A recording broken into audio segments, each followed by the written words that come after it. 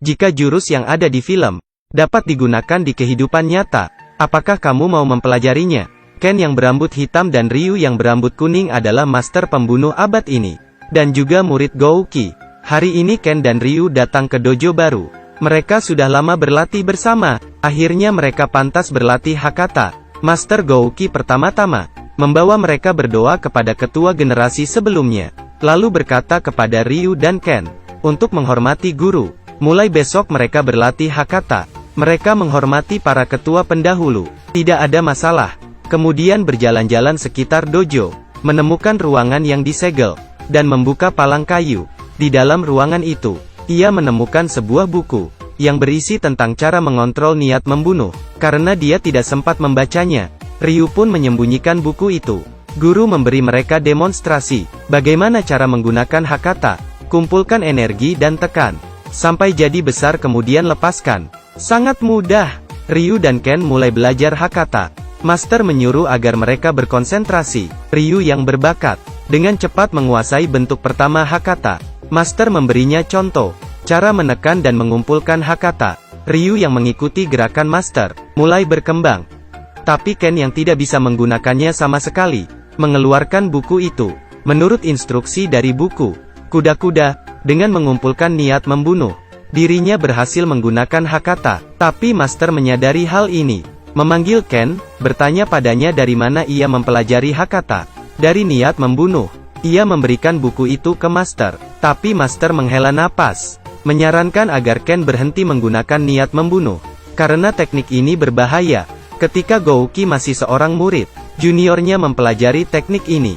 Masalah ini ketahuan oleh Master pada saat itu, dan juniornya dikeluarkan dari dojo. Kemungkinan besar, juniornya sudah terbunuh. Gouki membakar buku itu, dan kembali melatih muridnya, untuk belajar Hakata yang benar. Master menyuruh Ryu dan Ken, untuk berhadapan, berlatih pertarungan sungguhan.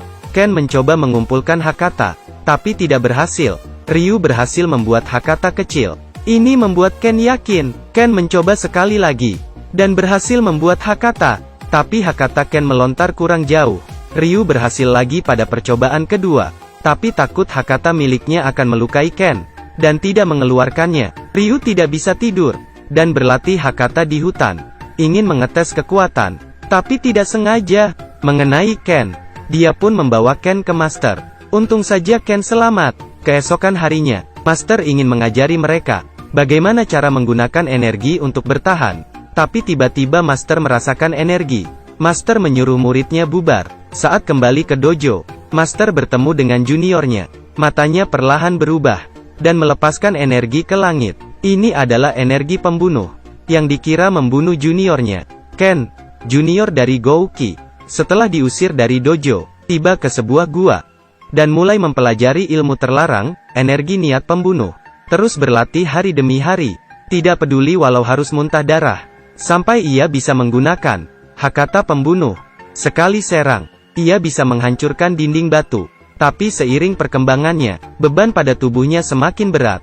Ia pun mengurung diri di gua, sampai ia bisa mengontrol niat membunuh. Saat keluar dari gua, dia membaur dengan alam, menggunakan Hakata ke danau, menangkap ikan untuk dimakan, berlatih hari demi hari, untuk menguasai kekuatan kegelapan. Dia menggabungkan tekad dan niat membunuh menjadi satu.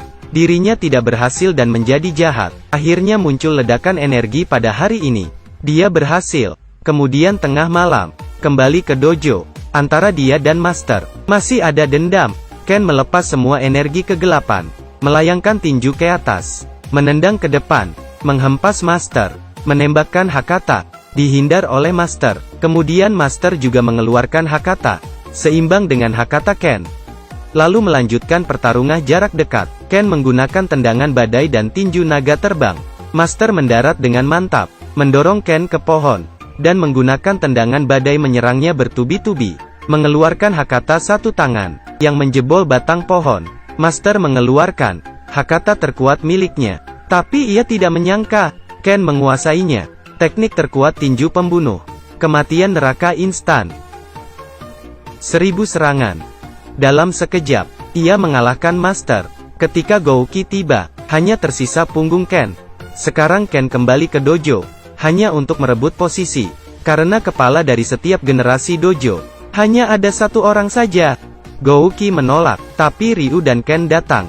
Ken sadar, Gouki menerima murid tanpa izin, dan sangat marah. Untuk melindungi muridnya, Gouki bersedia untuk bertarung dengan Ken. Tapi tanggal pertarungan ditentukan dirinya. Ken pergi dengan senang. Tentu saja Master tidak akan bertarung dengan Ken. Mereka pun meninggalkan dojo. Ketika mereka menetap di tempat terpencil, Ryu dan Ken sudah menguasai dasar tinju pembunuh. Sisanya harus mereka pelajari sendiri. Mereka berlatih di pinggir sungai. Orang tua yang lewat meminta Ryu mempraktekkan Hakata. Lalu Ryu pun mengumpulkan energi dan menembakkan Hakata yang sampai menyeberangi ujung sungai. Ken juga mengeluarkan Hakata, tapi Hakata miliknya menyeberangi setengah sungai. Mereka berlatih setiap hari. Ketika pulang Master membawa game untuk mereka mainkan. Mereka melewati waktu bermain game. Tapi Master berkata, mereka juga tidak boleh lupa untuk berdoa kepada Master pendahulu.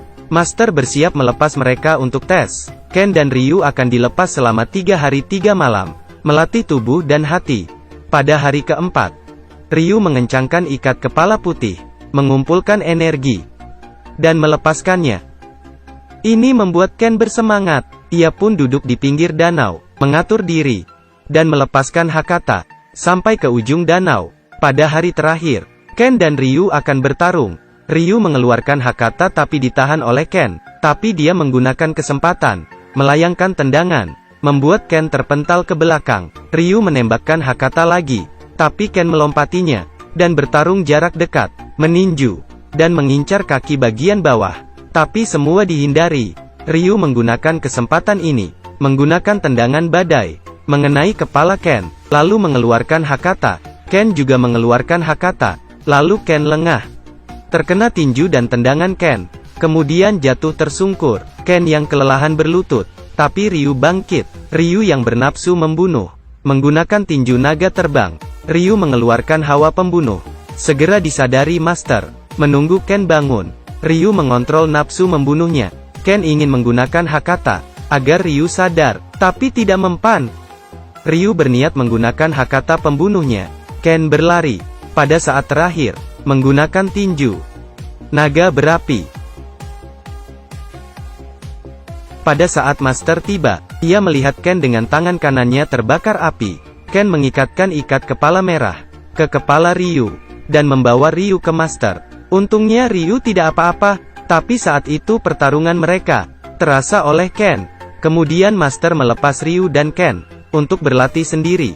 Sementara itu ia akan menghadapi Ken. Master memberikan sarung tinju kepada mereka. Kemudian mereka bertiga memulai latihan terakhir. Kuda-kuda yang baik, posisi yang sigap, pukul, tendangan bawah, Hakata, tinju naga terbang.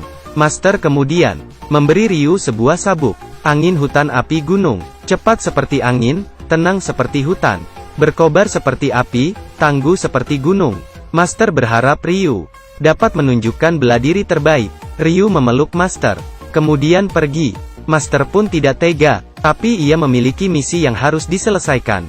Master menggunakan pakaian bertarungnya, berdoa di depan altar Master sebelumnya. Di luar dojo, ia pun menunggu kedatangan musuhnya, tapi tidak tahu kapan. Ken sudah tiba. Master melepas gelangnya, dan Ken memasang kuda-kuda. Master mengeluarkan energinya. Pertarungan ini, siapakah yang akan menang?